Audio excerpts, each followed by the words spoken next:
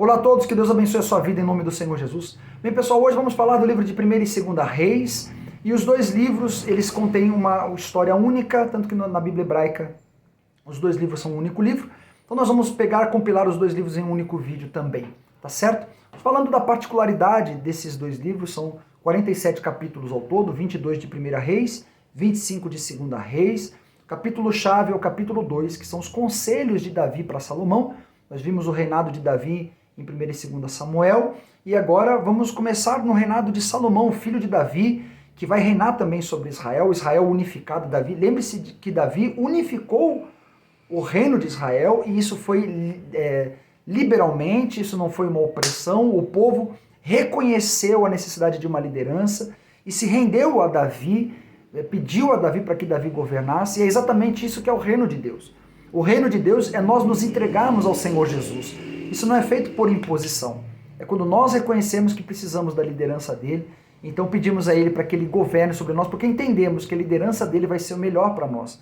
É exatamente isso que as tribos fizeram com Davi, e Davi então unificou e cresceu o reinado de Israel, tornou o reino de Israel um reino sólido, e então Salomão começa a governar para esse povo e começa muito jovem, né? Então o capítulo principal do livro é justamente os conselhos de Davi para Salomão.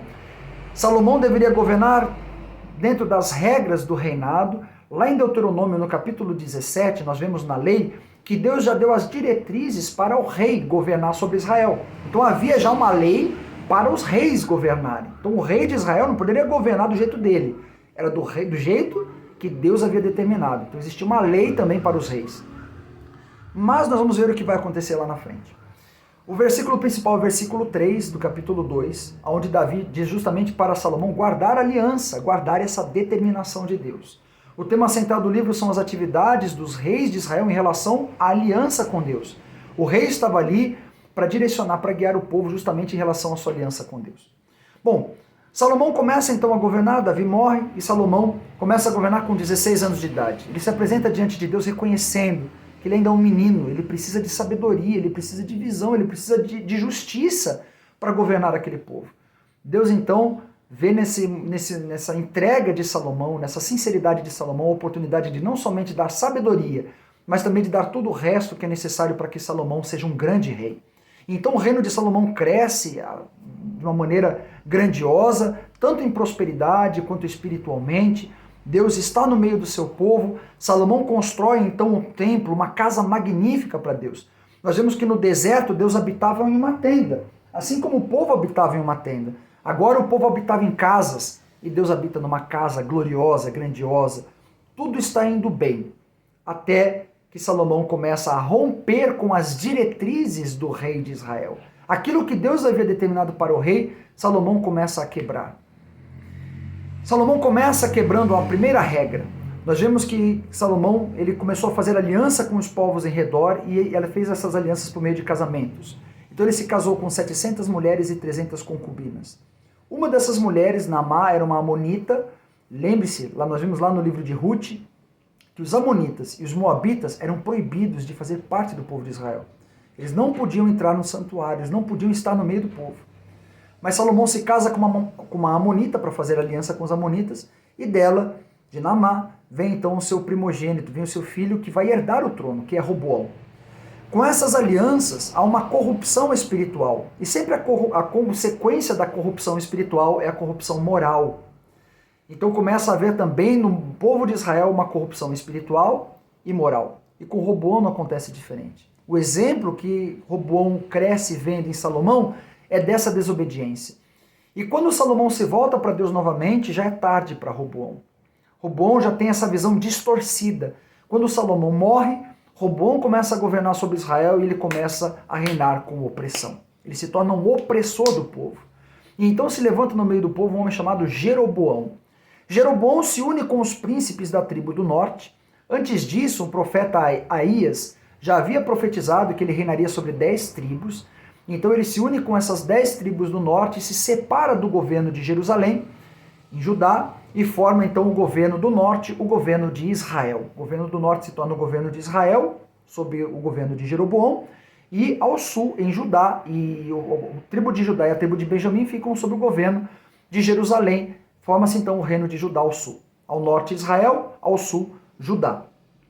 Nós vamos ver na história de 1ª e 2ª Reis a história de 20 reis, tanto no norte, 20 ao norte e 20 reis ao sul.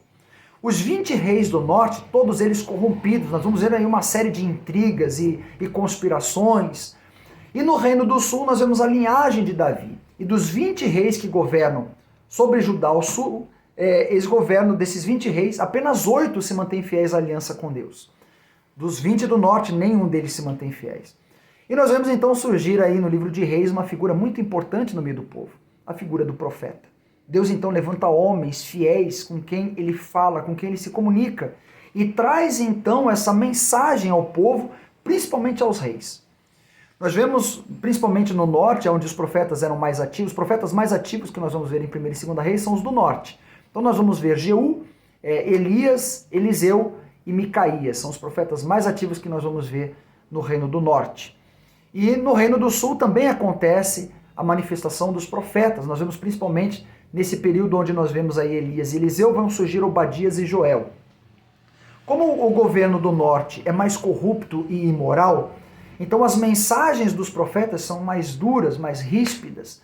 São mensagens de conversão, mas também advertências da consequência de todos esses pecados que eles vêm acumulando. E acontece que no ano 722 a.C. vem a Síria e invade o reino do norte, o reino de Israel, invade Samaria, e acontece toda uma desgraça, muita gente é morta, gente levada cativa à Síria. Então o reino de Israel é destruído e essas 10 tribos são dispersadas. No reino do sul se mantém a fidelidade, Deus vai preservando, mas ao longo do tempo vai havendo também novamente aquela corrupção espiritual e como consequência dela uma corrupção moral. Deus então começa a levantar profetas para trazer advertências ao povo, dar o aviso, dar o alerta. Se levantam aí o profeta Isaías, o profeta Jeremias, o profeta Abacuque e vários outros profetas que se levantam na tribo de Judá para trazer essa mensagem de arrependimento, de fidelidade que vai vir. Se eles mantiverem o pecado, vai haver consequência desse erro. Mas o povo não ouve, muito menos os reis. E o que acontece é que nós vemos então acontecer a invasão da Babilônia. A Babilônia vem sobre o sul, sob o comando de Nabucodonosor, e Nabucodonosor invade Jerusalém, destrói Jerusalém, queima a cidade, leva os nobres cativos e vai-se então cumprir a profecia do profeta Jeremias. Virão 70 anos de cativeiro.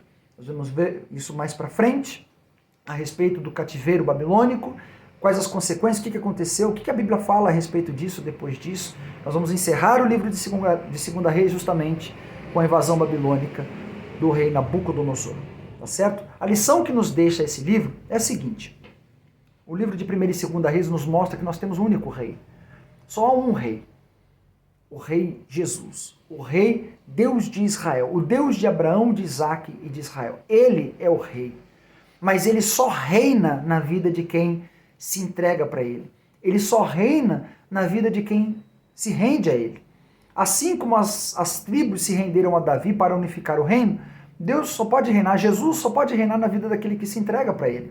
O reino dos céus é tomado por esforço. E só os que se esforçam se apoderam dele. Só aqueles que se entregam, só aqueles que lutam contra aquilo que há de ruim dentro de si é que alcançam o reino de Deus. E essa é a mensagem principal do livro de 1ª e 2ª Reis.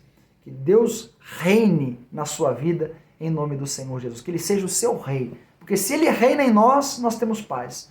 Lembra da lição lá de Juízes? Enquanto o povo se rendia a Deus, havia paz. Quando eles se afastavam de Deus, vinham os inimigos e dominavam.